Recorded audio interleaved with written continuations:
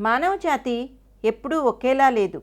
మనకి ఇప్పుడు అసభ్యంగా కనిపించే సంగతులు అన్ని కాలాల్లోనూ అసభ్యంగా ఉండేవని అనుకోకూడదు.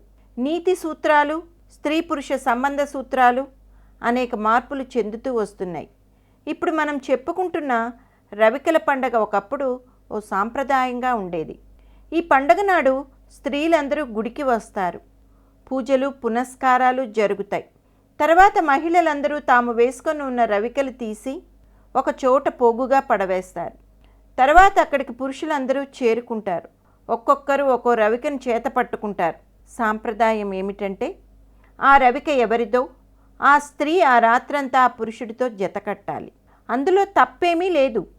అలా చేయకపోతేనే తప్పుగా భావించేవారు. ఆ రవికను ఎత్తినవాడు బాగున్నా సరే, బాగోలేకపోయినా సరే, మనసుకు నచ్చినా సరే, నచ్చకపోయినా సరే, ఆ రాత్రి ఆమె అతనితో గడపాల్సిందే. అన్ని విధాలా అతన్ని సంతోషపెట్టాల్సిందే. తెల్లవారిన తర్వాత ఎవరి భర్తల దగ్గరకు వాళ్ళు వెళ్ళి సంసారం చేసుకుంటూ ఉంటారు. వాళ్ళ పాతివ్రత్యాన్ని ఈ రవికెల పండగ నాటి కార్యక్రమం ఏ విధంగానూ పాడు చేసినట్లు అనిపించుకోదు.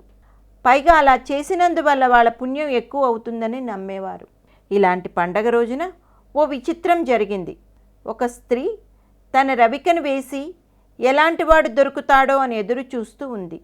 ఇంతలో ఒక పురుషుడు ఆమె రవికను పట్టుకుని ఇది ఎవరిదని అడుగుతూ తిరుగుతున్నాడు. ఈ మహిళ అది నాదే అని ఆతృతగా అతన్ని సమీపించింది.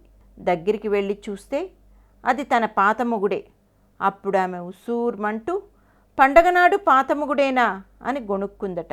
అలా ఈ మొరటు సామెత అప్పటి నుంచి కొనసాగుతూ వస్తోంది.